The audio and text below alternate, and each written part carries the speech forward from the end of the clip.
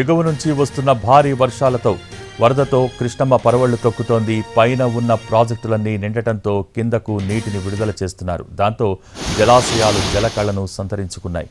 దీంతో శ్రీశైలం నుంచి భారీగా వరద నీరు సాగర్కు వచ్చి చేరుతోంది.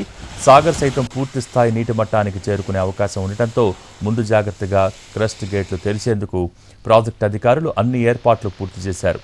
సాగర్ ప్రాజెక్టు పూర్తి స్థాయి నీటి మట్టం 590 అడుగులు కాగా ఇప్పటికే 580 వద్దకు నీరు వచ్చి చేరింది.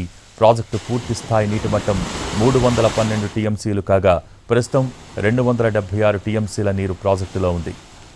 ఇక ఉదయం 10 గంటలకు నాగార్జున సాగర్ గేట్లు తెరుచుకోనున్నాయి. కలెక్టర్ సి నారాయణ రెడ్డి సాగర్ గేట్లను లిఫ్ట్ చేయనున్నారు. ఇందుకోసం జలవనరుల శాఖ అధికారులు ఏర్పాటు చేశారు. 6 క్రస్ట్ గేట్లను ఎత్తి సుమారు 2 లక్షల క్యూసెక్కుల నీటిని దిగువకు విడుదల చేయనున్నారు ఇరిగేషన్ అధికారులు. కృష్ణా లోతట్టు పరివాహక ప్రాంతాల ప్రజల్ని అధికారులు అప్రమత్తం చేశారు. వరద పెరిగితే ఆయా ప్రాంతాలలోని ప్రజలను సురక్షిత ప్రాంతాలకు తరలించేందుకు అవసరమైన చర్యలు తీసుకోవాలని రెవెన్యూ, పోలీస్ అధికారులను కలెక్టర్ ఆదేశించారు.